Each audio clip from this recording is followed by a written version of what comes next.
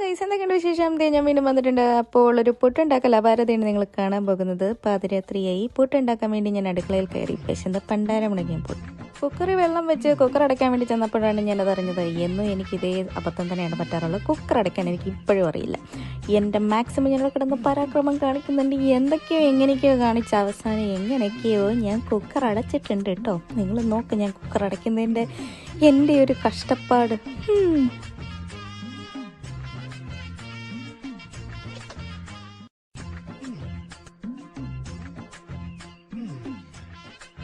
എന്നെപ്പോലെ ഇതുപോലെ ആരെങ്കിലും ഉണ്ടോ? ഇപ്പോഴും കുക്കർ അടയ്ക്കാൻ അറിയാൻ വയ്യാത്തവർ ആരെങ്കിലും ഉണ്ടെങ്കിൽ പെട്ടെന്ന് തന്നെ കമൻറ്റ് ഇട്ടോളൂ കേട്ടോ. ഈ വീഡിയോ കാണുമ്പോൾ എൻ്റെ അമ്മ എന്നെ ഇനി എന്തൊക്കെ പറയുമെന്നറിയാം, നാണം കെടുത്താൻ വേണ്ടി ഇരിക്കാമെന്നൊക്കെ പറയേണ്ടി ഈശ്വരാ.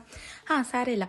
അപ്പം നമുക്ക് പുട്ടുണ്ടാക്കാൻ വേണ്ടി നമുക്ക് പൊട്ടുപൊടി എടുക്കാം. പൊട്ടുപൊടി നമ്മുടെ ബ്രാഹ്മിൺസിൻ്റെ മൾട്ടിഗ്രെയിൻ പൊട്ടുപൊടിയാണ് കേട്ടോ.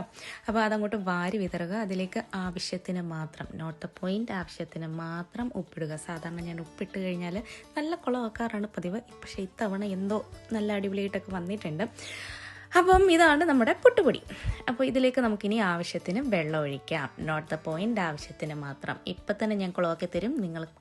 നിങ്ങളെല്ലാവരും വിചാരിക്കും എനിക്ക് എന്തൊക്കെയോ കുക്ക് ചെയ്യാൻ അറിയാമെന്ന്. വെറുതെ ഈ കാണിക്കുന്നതൊക്കെ വെറും ഷോയെ. എനിക്കൊരു കുന്തോ ഉണ്ടാക്കാൻ അറിയത്തില്ല, വെറും ഷോ. ഇപ്പം കണ്ടോ, ഇപ്പം തന്നെ നിങ്ങൾക്ക് മനസ്സിലാവും. ഇപ്പൊ എങ്ങനെ ഇരിക്കുന്നു? ഞാൻ അപ്പോഴേ പറഞ്ഞില്ലേ ഇപ്പം ഞാൻ നശിപ്പിച്ചു തരുമെന്ന്. അതേപോലെ തന്നെ നടന്നിട്ടുണ്ട്. ബാക്കി ഇങ്ങോട്ട് നമുക്ക് നോക്കാം.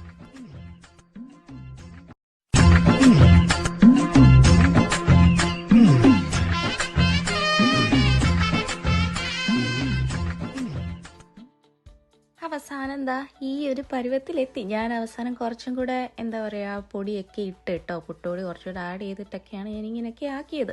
ഇനി നമുക്ക് തേങ്ങ എടുക്കാം. ഈ തേങ്ങ ഫ്രോസൺ ആണ് കേട്ടോ. ഇത് എടുക്കാൻ വേണ്ടി ചെന്നപ്പോഴാണ് ഞാൻ അറിഞ്ഞത് കുറച്ച് നേരത്തെ എടുത്ത് വെക്കേണ്ടതായിരുന്നു എന്ന്. അതുവരെ ഞാൻ മറന്നുപോയി. പിന്നെ അവസാനം അവിടെ ഇട്ട് തല്ലി പൊട്ടിച്ച് അവിടെ എല്ലാം കുളമാക്കി, ഒന്നും പറയണ്ട.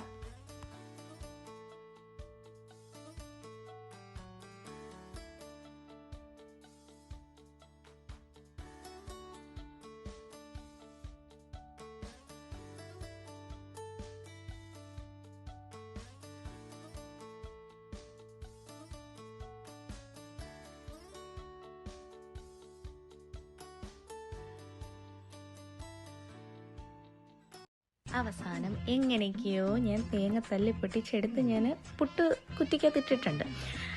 പൊട്ടുകുറ്റി എന്നാണ് എന്നെ പറയുന്നത്. ഇത് ചിരട്ടപ്പൊട്ട് ഉണ്ടാക്കുക അങ്ങനെയല്ലേ പറയണേ. ആ സംഭവത്തിനകത്ത് ഞാൻ ഇട്ടിട്ടുണ്ട്.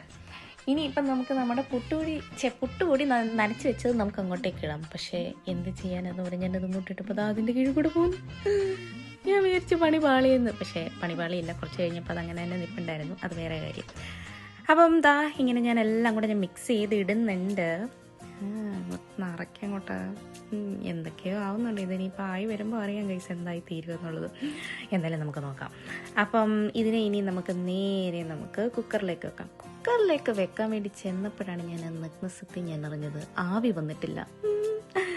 പിന്നെ ഞാൻ കുറച്ചു നേരം കൂടെ വെയിറ്റ് ചെയ്തു. അപ്പോൾ പിന്നെ ഞാൻ വിചാരിച്ചു എങ്കിൽ പിന്നെ ആവി വരുന്നേരം വരേക്കും പാത്രം കഴുകാൻ വേണ്ടി കുറച്ചുണ്ടായിരുന്നു. അപ്പോൾ പിന്നെ കുറച്ച് പാത്രം കഴുകാൻ വിചാരിച്ചു. ചടപടി എന്നും പറഞ്ഞിട്ട് ഞാൻ ആ പാത്രമെല്ലാം അങ്ങോട്ടേക്ക് പെട്ടെന്ന് തന്നെ ഞാൻ കഴുകി വെച്ച് അങ്ങോട്ടേക്ക് ചെന്നപ്പോഴത്തേക്കും നമ്മളുടെ പുട്ടല്ലല്ലോ, കുക്കറിൽ നിന്ന് ആവി വരാൻ തുടങ്ങി. സോറി ഗൈസ്, പറയുന്നതിലൊക്കെ ചില അബദ്ധങ്ങളൊക്കെ പറ്റാറുണ്ട്, ക്ഷമിക്കട്ടോ. അപ്പം നമ്മുടെ എന്താ പറയുക, കുക്കറിൽ നിന്ന് ആവി വന്ന് തുടങ്ങിയിട്ടുണ്ട്. അപ്പം നമുക്കിനിയിപ്പോൾ പുട്ട് അങ്ങോട്ടേക്ക് എടുത്ത് വെക്കാം. പുട്ടുകുറ്റി നമുക്ക് എടുത്ത് വെക്കാം. പറയുന്നത് മൊത്തം തെറ്റാണല്ലോ. എന്താണേലും നിങ്ങൾക്ക് പറഞ്ഞ് മനസ്സിലായല്ലോ ആ സംഭവം തന്നെ.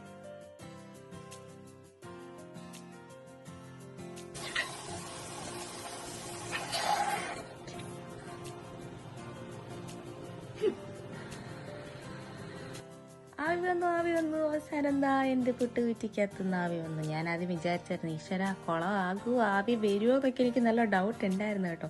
എന്തോ ഭാഗ്യം കൊണ്ട് എന്തായാലും ആവി വന്നിട്ടുണ്ട്. സക്സസ്. അപ്പോൾ നമുക്കിനി ഈ പുട്ട് എടുക്കാം. അന്നേരം അറിയാം എന്താണ് പുട്ടിൻ്റെ അവസ്ഥ എന്നുള്ളത്. എന്തായാലും നമുക്ക് എടുത്തിട്ട് നോക്കാം കേട്ടോ.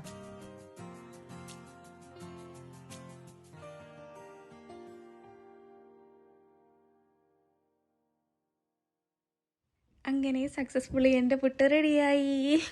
എനിക്ക് വലിയ ഹോപ്പൊന്നും ഇല്ലായിരുന്നു കേട്ടോ, പക്ഷേ എന്തോ സക്സസ്ഫുൾ ആയിട്ടുണ്ട്.